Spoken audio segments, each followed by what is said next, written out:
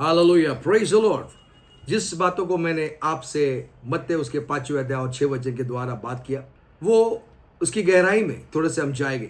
प्रभु यीशु मसीह किसका भूखा और प्यासा है उसके बारे में अगर हम देखते हैं तो यहाँ पे जो 6 और 27 यूहन्ना में मैंने आपको बताया, उस बातों को अगर आप पढ़ोगे तो ऐसे लिखा हुआ है कि उस नाशवान भोजन के लिए कष्ट मत करो, लेकिन एक आत्मिक भोजन के लिए प्रयत्न करो। तो ये क्या चीज़ है उसको मैं आपको समझाना चाहता हूँ, क्योंकि पहले कुरिन्थिया उसका 6 अध्याय और 13 वचन में ऐसे लिखा गया है कि जो भोजन आप खाते हो परमेश्वर पेट और उस भोजन को दोनों को नाश करने वाला है। तो इसके पीछे हम क्यों लगे? तो प्रभु आज भूखा प्यासा है। आपको मालूम है सलीब पे उसने एक बात कही, मैं प्यासा हूं। किस बात का प्यासा था वो? किस बात का भूखा था? आज इंसान प्रभु में आने के बाद किस चीज के भूखे होते हैं? किस चीज के उनको भूख लगती है, प्यास लगती है? मत्ती उसके 12वें अध्याय और 39 वचन, मत्ती उसके 16 और 4 पद में क्या लिखा है? जो लोग हैं, लोग किसके भूखे और प्यासे? चिन्ह चमत्कार के पीछे। उनको चिन्ह चाहिए, चमत्कार चाहिए। वो तो मेरे प्यारे अजीजों, वो तो हमारी मिरास है, वो तो हमको मिलना ही मिलना है। हालेलुया। एक बार अगर कुछ ऑर्डर आपको आई है, अगर आप बिरयानी खाने के लिए आप जा रहे हो, तो कांदा, मिर्ची, लहसुन जो भी है वो साथ में आना ही आना है। हालेलुया। लेकिन बिरयानी जो महत्व है कि उसको खाना है, तो उसी बातों को मैं आपको समझाना चाहता हूँ। यीशु मसीह ने क्या लिखा है इस बात के लिए? यहाँ पे ऐसे लिखा है कि मुझे भूख लगी, जो भूखे और प्यासे है वो धन्य है। तो यहाँ पे किस बात की भूख लगनी चाहिए मेरे प्यारे अजीजों? यूहन्ना उसके 6 अध्याय में लिखा है, जो मेरे वचन को सुनता है, जो मेरे वचन को ग्रहण करता है, वो ही परमेश्वर के पुत्र और बेटे कहलाए जाएगा। तो परमेश्वर के वचन को सुनना हमारे लिए बहुत जरूरी है, वचन को पढ़ना हमारे लिए जरूरी है। तो कुछ बातों को मैं आपको समझाना चाहता हूँ जो दावीद ने कहा है। 119 और 11 वचन में उसने ऐसे लिखा है, हे प्रभु, मैं तेरा वचन मेरे हृदय की गहराई में मैं रखता हूँ, ताकि मैं कोई भी पाप ना करूँ। देखिए, वचन का मेन काम क्या है? वो हमारे हृदय के अंदर आता है। जो खाना हम खाते हैं वो पेट में आता है, लेकिन जो वचन हम सुनते हैं वो हमारे हृदय की गहराई में आता है। हालेलुया। भोजन हम खाते हैं, मुंह से खाते हैं, हमारे पेट में जाता है। वचन जब आप सुनते हो आपके कान से, जब आप सुनते हो तो कान से आपके अंदर जाता है, जब वो वचन पढ़ते हो तो आंखों से अंदर जाता है, और उसका स्थान किधर है? आत्मा। और यहाँ पे वो वचन आता है, और दावीद हमको यही कहता है, मैं तेरे वचन को मेरे हृदय की गहराई में रखा हूं ताकि मैं पाप न कर सकूं। इसका अर्थ हमें वचन में, और हम आगे जाएंगे, क्या लिखा हुआ है वो हमको क्या कहता है? 2 कुरिन्थिया उसका 7वां अध्याय और पहला पद अगर आप पढ़ोगे तो वहां पे ऐसे लिखा हुआ है, प्रभु का वचन मुझे अंदर से और बाहर से शुद्ध साफ करता है। और इसलिए प्रभु के वचन को जब आप पढ़ते हो तो प्रभु का वचन आपको अंदर से साफ करना शुरू करता है। हालेलुया। और इसीलिए हम कहते हैं कि जो प्रभु यीशु मसीह में है, 2 कुरिन्थियों 5:17 में लिखा हुआ है, जो कोई प्रभु यीशु मसीह में है वो नई सृष्टि है, पुरानी बातें निकल गई। मेरे प्यारे अजीजों, अगर पुराना कोई भी दाग कचरा निकालना है तो हमें पानी मारना पड़ता है।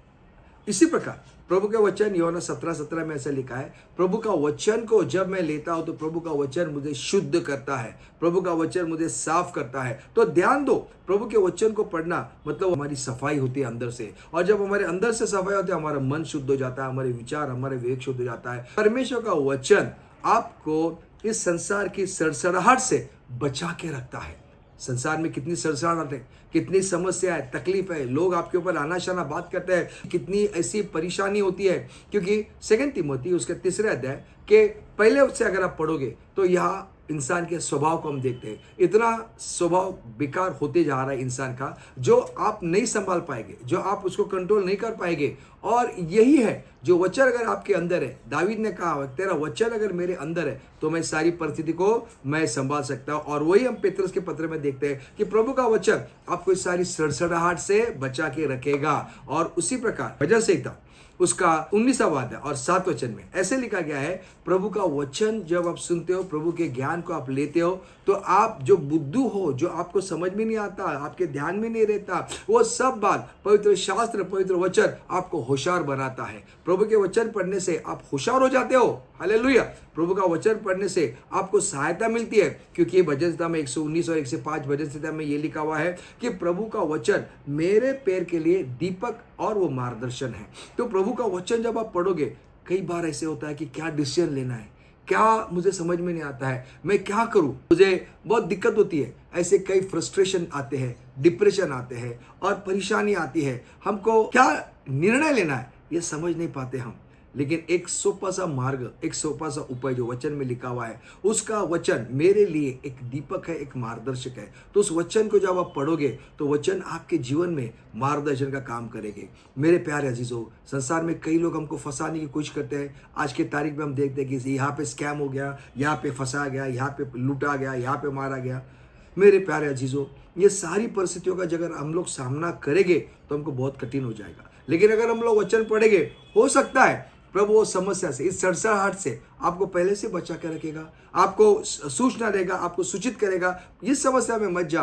प्रभु का वचन आपको मार्गदर्शन करेगा। मेरे प्यारे, जो अगर आप वचन 119 उसके पूरे अध्याय को अगर पढ़ोगे तो इतना सुंदर वचन के बारे में लिखा हुआ है कि वचन आपको हर एक परेशानियों से, हर एक तकलीफ से, हर एक मुसीबत से निकालता है। और जो जिसके जीवन में वचन है वो ही एक आशीष का हकदार होता है। वचन में लिखा है 24 और 35 में लिखा हुआ है, आसमान टल जाएगा, पृथ्वी टल जाएगा, लेकिन मैंने कहा वचन वो कभी नहीं टलेगा। हालेलुया। तो वचन, जो कभी नहीं टलने वाला वचन अगर आपके हृदय में है, जैसे हम लोग कुरिन्थी के पत्र में देखते हैं कि प्रभु का वचन हमारे हृदय में लिखा हुआ है। इब्रानी उसके 8वें अध्याय 10 पद में लिखा है कि प्रभु का वचन हमारे हृदय में लिखा हुआ है। तो अगर आप वचन को पढ़ते हो, मानो वचन को क्या करते हो, जेरोक्स करते हो, वचन आपके हृदय में लेते हो। जब समस्या आती है, आपको समझ में नहीं आएगा कि मैंने वचन पढ़ा है, लेकिन अभी दिक्कत मेरे ऊपर आई, परेशानी मेरे ऊपर आई, किसी ने मेरे ऊपर ऐसे कुछ कर दिया, बेचैन हो गया मैं, वचन अंदर से आपके जीवन में काम करना शुरू करेगा। वचन आपको संभालना शुरू करेगा। हालेलुया। आप वचन को जब पढ़ने के बाद वचन आपको संभालना शुरू करता है। हालेलुया। वचन को आप अहमियत देते हो, वचन आपको संभालना शुरू करता है, वचन आपको बचा के रखता है और वचन के द्वारा ही हमारा पूरा छुटकारा होता है। इसलिए प्रभु का कहना है वचन को ध्यान देना, वचन को पढ़ना हमारे लिए एक बहुत बड़ी खुशखबरी है। हालेलुया। हमारे लिए आशीष का वरदान है। और जो वचन को पढ़ता है, मेरे प्यारे अजीजों, पवित्र शास्त्र कहता है मैं उसको देखूंगा। एक दिन ऐसे हुआ जब मैं प्रार्थना करने के लिए कहाँ पे गया था और मैं प्रार्थना करने के लिए किसी के सिर के ऊपर हाथ रखे जब प्रार्थना कर रहा था, वो कहता है तेरा हाथ मेरे सिर से निकाल क्योंकि मैं जल रहा हूँ।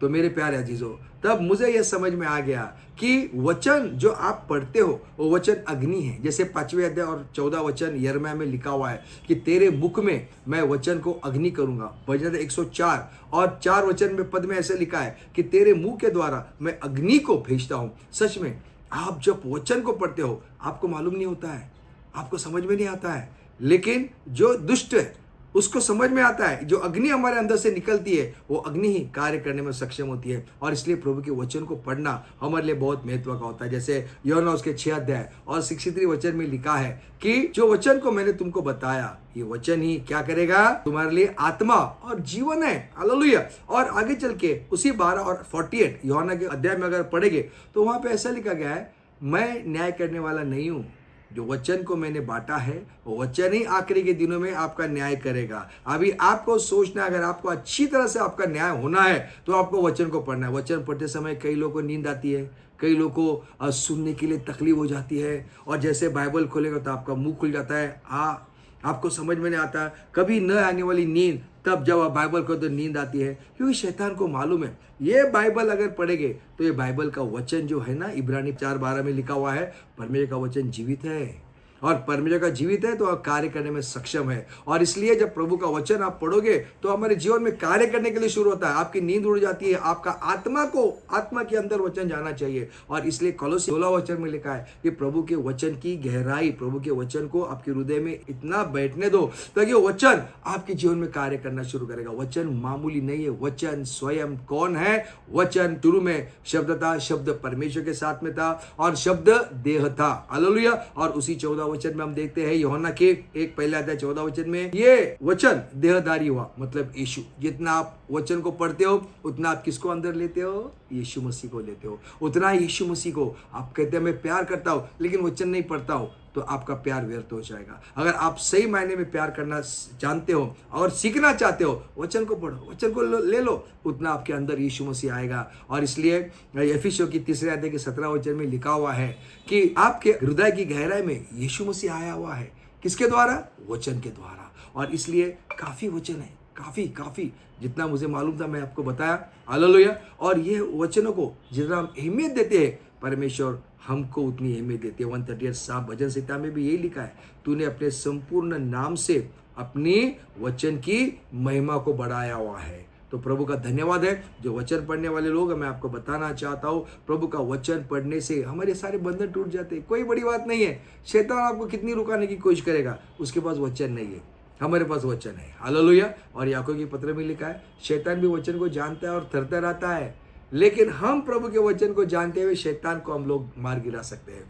इसलिए मेरे प्यारे अजीजों, पवित्र शास्त्र में यीशु मसीह ने क्यों कहा, धन्य वे भूखे और प्यासे हैं। किसकी भूखे और प्यासे होना चाहिए? हमें वचन के भूखे और प्यासे होने चाहिए। जब हम वचन को बांटते हैं, शेयर करते हैं, तो प्यासे होने चाहिए। मतलब क्या? उस वचन के द्वारा कितने लोग का उद्धार होता है, वो आत्मा मसीह के पास आते हैं, तो वो प्यास है। वो क्या है? प्यास है। मतलब वो आत्मा जब बच जाता है, तो पानी का मतलब है, हालेलुया, वचन को भी दर्शाता है और आत्मा का उद्धार को भी दर्शाता है। तो मेरे प्यारे अजीजों, आइए क्यों ना हम उस वचन को पढ़ते जाएंगे, क्यों ना हम वचन की गहराई में जाएंगे, क्यों ना हम प्रभु के साथ में एक रिलेशन बांधेंगे। जितना वचन को पढ़ेंगे, उतना प्रभु का और आपका रिलेशन बढ़ता जाएगा, उतना ही आपको बड़ी आशीष आती जाएगी। प्रभु आपको आशीष करे। God bless you so much. आमीन।